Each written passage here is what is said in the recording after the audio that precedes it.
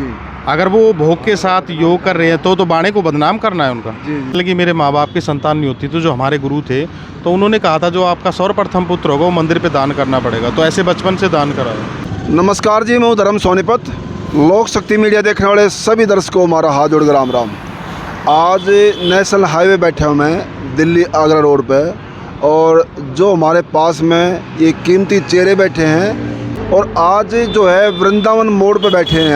यहाँ इत्तेफाक से दर्शन हो गए जी, परशुराम मंदिर से। ये मैन जी है, गुरु जी हैं, आज इनके दर्शन हुए हमने, सौभाग्य हमारा। और आज इनसे जो है कुछ मंदिर के बारे में, कुछ इनके चोले के बारे में, कुछ परिवार के बारे में कुछ जानना चाहूँगा मैं, और जनता के सामने रखेंगे। गुरु जी, सबसे पहले तो मेरा आपके चरणों में नमस्कार जी। नमस्कार। एक बार गुरु जी नमस्कार आपको भी। नमस्कार। एक बार दर्शकों को अपना नाम और अपना मंदिर, अपना डेरा, कहाँ बैठे हैं, कहाँ रहते हैं आप लोग, वो बता दो एक बार। हम बागपत ज़िले में हैं और परशुराम खेड़ा है मंदिर, वहाँ पे निवास करते हैं। भगवान परशुराम का एक भव्य मंदिर का निर्माण कराया है 111 फुट का, और महाराज जी ने 108 गांव से भिक्षा ग्रहण करके उसमें बहुत प्रयास करके, कठिन प्रयास करके दो ईंट और 30 रुपये हर एक घर से, नगरी से इसका भिक्षा करके उस मंदिर का निर्माण कराया है। कितने गांव से बताया गुरु जी ने? 108 गांव।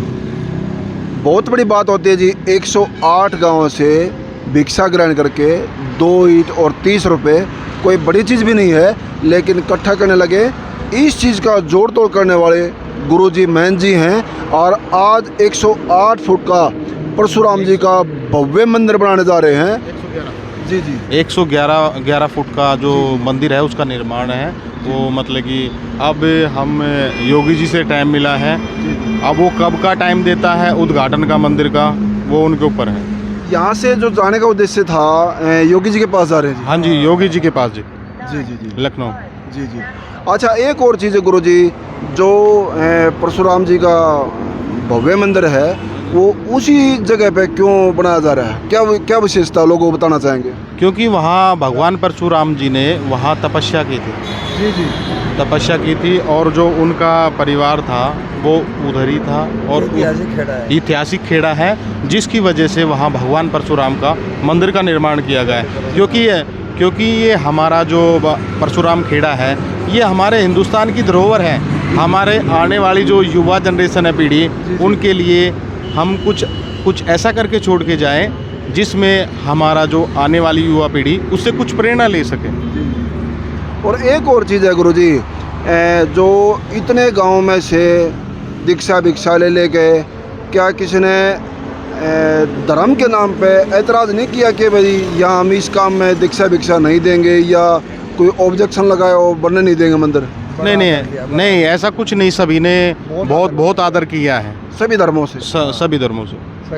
जी जी, सभी धर्मों ने हमारा सपोर्ट किया है, जिसकी वजह से हम आज ये मंदिर का निर्माण पूरा करवा चुके हैं, और अब मतलब ये मूर्ति की स्थापना करनी बाकी रह गई है, जो हमें अभी टाइम मिला है योगी जी से लखनऊ जाने के लिए। ये मूर्ति स्थापित करनी है? हाँ जी, ब्रह्मा विष्णु और महेश। जी जी जी, ब्रह्मा विष्णु महेश। हाँ जी, ब्रह्मा विष्णु महेश जी जी, और भगवान परशुराम।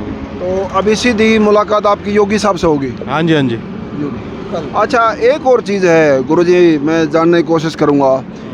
कई बार डेरे में महिला भी होती है, देखते हैं साधु के बाणे में। हमें तो इस बाणे की कदर है, सत नमन है, जनता की तरफ से भी और हमारी तरफ से भी इज्जत करते हैं हम गुरु महात्मा जी होगा। और कई बार डेरे में लेडीज़ भी होती है, हमारी मातृशक्ति भी, वो क्या डेरे में बाणा धारण करना उचित है उनके लिए भी? अच्छा, आप एक बात बताओ, ये मतलब कि जैसे महाराज जी बता रहे हैं, इनके डेरे में ऐसा कोई प्रावधान नहीं है। और फिर रही दूसरी बात, अलग अलग पंथ का अलग अलग हिसाब होता है। जैसे नाथ संप्रदाय है, नाथ संप्रदाय में यदि कोई लेडीज बाणा धारण करना चाहती है तो उनके परिवार की अनुमति है तभी धारण किया जाता है। हमारा इनके साथ, मेरा नाम बाबा चाणकनाथ जी है, इनके साथ हमारा प्यार प्रेम है, तो इनके साथ जा रहे उधर लखनऊ योगी जी से मिलने के लिए। हमारे नाथ संप्रदाय में 9 नाथ 84 से 12.5 पंचशीलों में श्री गोरखनाथ। तो मैं अपने नाथ संप्रदाय के इतिहास के बारे में आपको बताता हूँ। जैसे नाथ संप्रदाय में शेषनाग से उत्पन्न है अचंबेनाथ जी, गणेश से है गजबेली गणशंकरनाथ जी, और चंद्रमा से है बाबा चौरंगीनाथ जी, मत्स्य से है बाबा मच्छेंद्रनाथ जी, और भोलेनाथ से है गोरखनाथ जी, और ज्योति स्वरूप से है आदिनाथ जी, और विष्णु से है संतोषनाथ जी, और ब्रह्मा से है सत्यनाथ जी, और माता पार्वती से है उदयनाथ जी। जी, इसमें आप लोग कौन से पंथ से हैं जी? हम आईपंथी हैं जी। जी जी, आईपंथी, माता बिमला की संतान है, लाल मकान है, निरंजन गोत है, वेंगम जाति है हमारी। जी जी। अच्छा, जो पीछे से गुरुजी आप लोग कहाँ के रहने वाले परिवार से जो है? साधु है, अब तो कहाँ से क्या बताएं आपको। चलता पानी और बहते साधु का कोई ठिकाना नहीं होता। साधु जब बाणा ही ले लिया तो अब तो हमारे, आप भी हमारे परिवार की, पूरा हिंदुस्तान ही हमारा परिवार है। अच्छा, जब आपने बाणा लिया तो उस समय कितनी उम्र के थे आप लोग? जिस समय मैंने बाणा धारण किया तो मतलब कि मेरे माँ बाप की संतान नहीं होती, तो जो हमारे गुरु थे तो उन्होंने कहा था जो आपका सर्वप्रथम पुत्र होगा वो मंदिर पे दान करना पड़ेगा, तो ऐसे बचपन से दान कराया। तो अब मेरे को गुरुजी ने पाला पढ़ाया लिखाया, सारा कुछ कंटिन्यू उन्होंने ही कराया मेरे को, जो शिक्षा दीक्षा उन्होंने दी, और उनके बताए हुए मार्ग पे ही मैं चल रहा हूँ। जी जी। अच्छा, फिर एक और चीज़ है जी जी, जैसे एक हमारा एक कल्चर बोलता है आप जी सो की दी ज्ञान के मुताबिक कि साधुओं की शादी नहीं होती, साधु का कुटुंब भी नहीं होता, जैसे जहाँ पे निवास कर लिया वही परिवार होता, वही कुटुंब होता साधुओं का। देखो, नाथ संप्रदाय में ऐसे हैं, नाथ संप्रदाय में एक मतलब कि जैसे हम योगी हैं, योगी होता है उसकी कोई शादी नहीं होती है जी। वो योग साधना और पूरे संसार का जग कल्याण के लिए तपस्या अर्चना करता है, तो पूरे जग कल्याण के लिए करता है, ना कि अपने लिए करता। योगी का कर्म होता है अपने धर्म का प्रचार करना, सबके लिए प्रचार करना और सबके बारे में दुआ करना। अच्छा, कई बार मैं एक जो कोई साध्वी है, मैं नाम नहीं लेना चाहूँगा किसी का भी, जी, XYZ जो है वो, उसको बच्चे भी हैं और गृहस्थी त्यागी भी नहीं है और ये बाणा भी है, क्या उसको सही मानेंगे गलत मानेंगे आप लोग जी? देखो, जिनके पास बच्चे हैं और वो गृहस्थी है तो उनको तो अपने गृहस्थी में ही रहना जरूरी है जी। अगर वो भोग के साथ योग कर रहे हैं तो बाणे को बदनाम करना है उनका। जी जी जी। बाणे को बदनाम करना है, और बाणे को बदनाम ये हमारा जो धर्म है ये आदि द्वापर त्रेता सतयुग और ये कलयुग, जी जी, और ये 4 युग से चला हुआ है। जो ये कलयुग है, अभिमन्यु के पुत्र थे राजा परीक्षित, 1000 ईसा पूर्व इसकी स्थापना हुई थी, जब से लेकर अब तक 5200 साल पूरे 4,32,000 का कलयुग है। जी जी। इस कलयुग के अंदर जो जैसा करेगा वैसा भर के जाएगा, ये नहीं है हम गलत करेंगे तो हम खुद भी भुगत के जाएंगे। बिल्कुल बिल्कुल।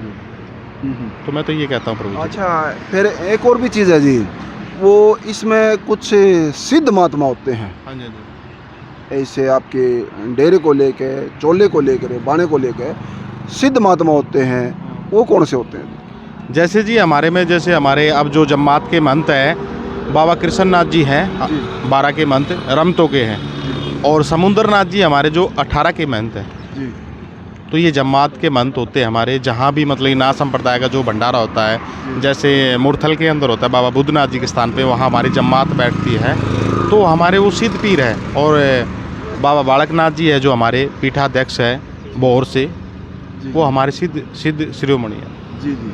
और कई है ना, जैसे चर्चा आती है उनके बच्चे भी होते हैं, हमारा कल्चर बोलता है कि वे साधुओं को ना तो मोड़ बनता है, ना शादी होती है, और ना ही गृहस्थी में आते हैं। वो कई बार ऐसा होता है गृहस्थी में आके कान पड़ा लिया या डेरा धारण कर लिया तो गृहस्थी को त्याग देते हैं वो। तो जैसे में कई बार गृहस्थी भी होती है, बच्चे भी संभाल होते हैं और बाणा भी रखते हैं वो, फिर उनको क्या कहना चाहेंगे आप लोग, क्या संदेश देंगे जनता को? गृहस्थी के बाद योगी है, ठीक है, और जो मतलब कि बाणा धारण करके गृहस्थी करता है, कुछ जोगी समाज के भी है जो बाणा पहन के ये कार्य करते हैं। अब किसी को रोक तो सकते नहीं, अगर वो धर्म का प्रचार करते हैं, हमारे सनातन धर्म का प्रचार करते हो तो अच्छा है।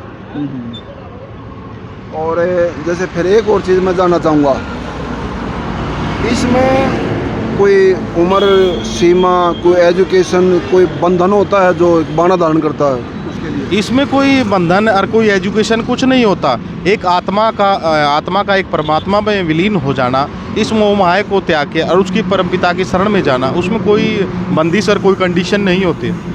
आपने बाणा धारण किया गुरुजी, आप कितनी उम्र के थे उस समय?